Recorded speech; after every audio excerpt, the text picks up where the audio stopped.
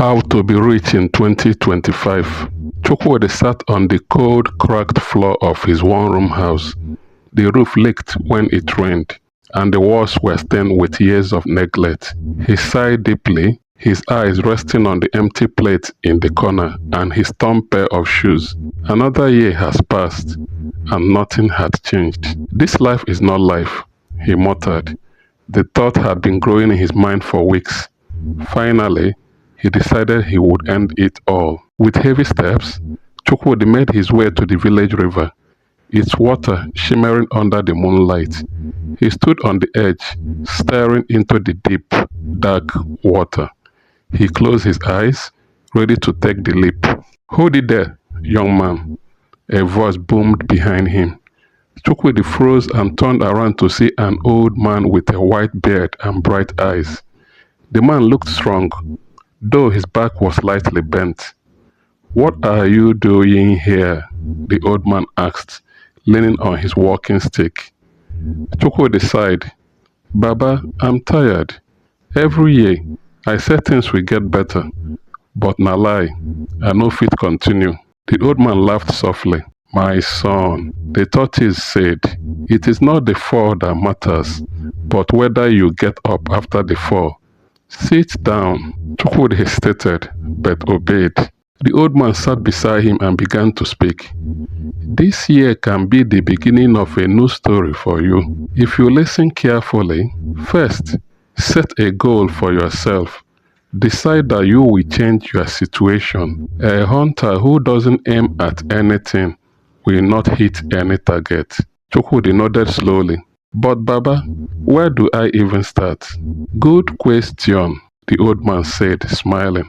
"Ask yourself what skills you have or need to develop. What can you do well, or what can you learn to do better? A bird does not wait for a tree branch to fall before learning how to fly."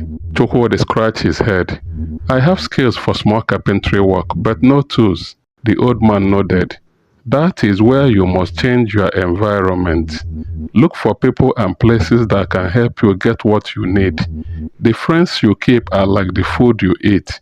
Some will nourish you, and some will harm you." "But Baba, even if I do all these things, won't it still be hard?"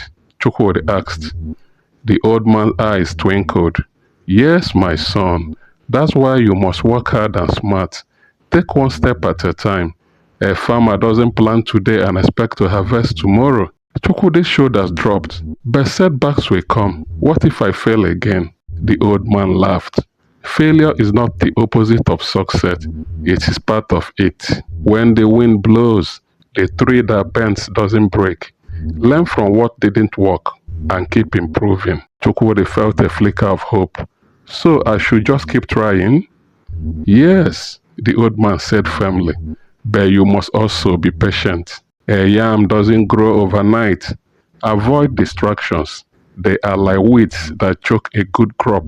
And finally, get a mentor. Read or watch how others succeeded. Even the lion learns from watching its mother hunt." Chukwudi looked at the old man, his heart lighter than it had been in years. "Thank you, Baba. Who are you, by the way?" The old man stood up, his face glowing under the moonlight. "I am Chief Obi Ibeto, the richest man in this land. I once stood where you are now, but I followed these steps, and they led me to where I am today. Now, go and do the same." Before Chukwudi could respond, the old man walked away, disappearing into the night.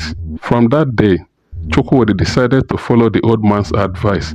He saved little by little to buy tools, worked tirelessly, and surrounded himself with positive influences. By the next new year, Chukwudi was no longer sitting on a cracked floor but in his newly built workshop, teaching others the craft he had mastered.